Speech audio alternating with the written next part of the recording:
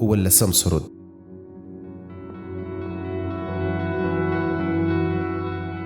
چې عشق څه زورور توپان د روح دی، اوف چې مینه څه کوډګره سره بلا ده. ملکه هیڅ وخت نارامه داسې نه وه، بې هېرمنده، بې هېواده، بې له خلکو. هیڅ یو شور یې په زړګي کې کله نه و، خو اوس بل ډول خوبونه پریشان ویني. څه زړه وړونکي، څه خواږه خواږه خوبونه.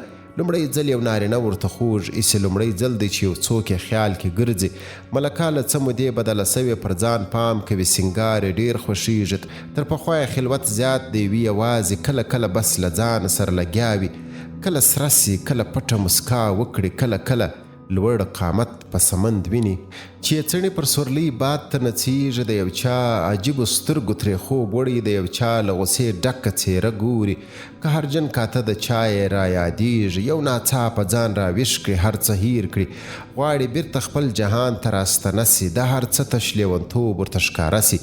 بیا هېرمند وي، بیا وطن وي، بیا ساکان وي، بیا جګړه د ساکستان او اشکانیانو، بیا پلان د اردوان تر مخې راسي. تر جګړې پورې یو څو ورځې دي پاتې.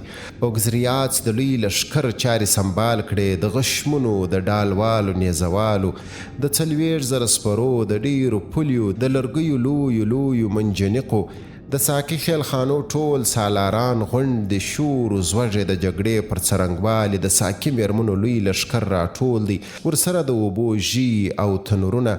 تیره کړي وستاکارو نیزې غشي، ټکېدلي اور کې پلنې تیرې توري. د سرتیرو کوزړۍ له هما ډکې، ملا وستونیو پورې ځوړندې پیالې دي.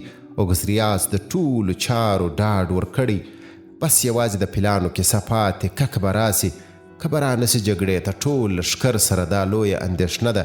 لښکر څه چې د ساکانو وټه بره لارې ګوري، ګوندې راسي پهلوان ستر. لا خبر د هو یا نه راغلی نه دی، فل افغان کک لا یوازې دی ماڼۍ کې. 14 د میاشتې ورو ورو نږدې کېږي، د فراه خواته لښکر سبا کوچیږي.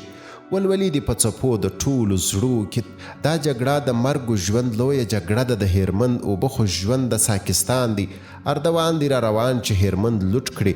ملکه د اندېښنو څپو لاهو کړه، کک به راسي د پلانو دې جګړې ته. موږ به ناڅاپه راوځو په فراه کې، د بند لاره به کړو بنده په پارتیانو. پل افغان که پلان دلته په ګونډو کړي، اردوان به له فراه څخه تیر نسی. د هېرمند څپې به ځي په خپل بهیر کې. ساکستان به وي سمسور په شنو باغونو، آن له بسته تر زرنګه به بیلیږي. ډېر لښتي لویو ویالې له شنو نهرونو.